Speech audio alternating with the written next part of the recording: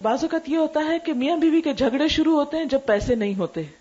یہ ایک بہت کامن مسئلہ میں نے دیکھا ہے لوگوں کے جھگڑوں کی وجوہات جاننے میں، کہ جب تک شوہر کھلا رہا ہے اور بیوی کو مل رہا ہے یا بیوی آرام کر رہی ہے تو اس وقت تک شوہر بہت اچھا لگتا ہے.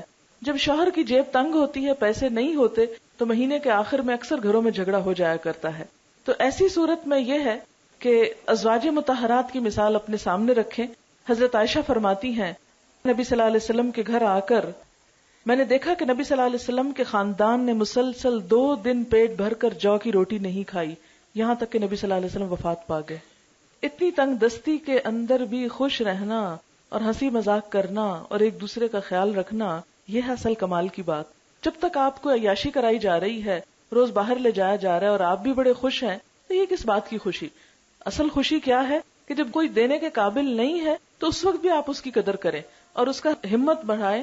عموماً یہ ہوتا ہے کہ شوہر اپنی جاب کی طرف سے پریشان ہوتا ہے، بزنس ڈاؤن ہو رہا ہوتا ہے، ادھر سے بیوی کے مطالبات بڑھ رہے ہوتے ہیں، وہ جھنجھلا اٹھتا ہے، کہیں اور غصہ نہیں نکال سکتا تو بیوی پہ آ کے نکال دیتا ہے، جس سے بیوی موڈ آف کر کے میکے چلی جاتی ہے اور معاملات کہیں سے کہیں بگڑ جاتے ہیں.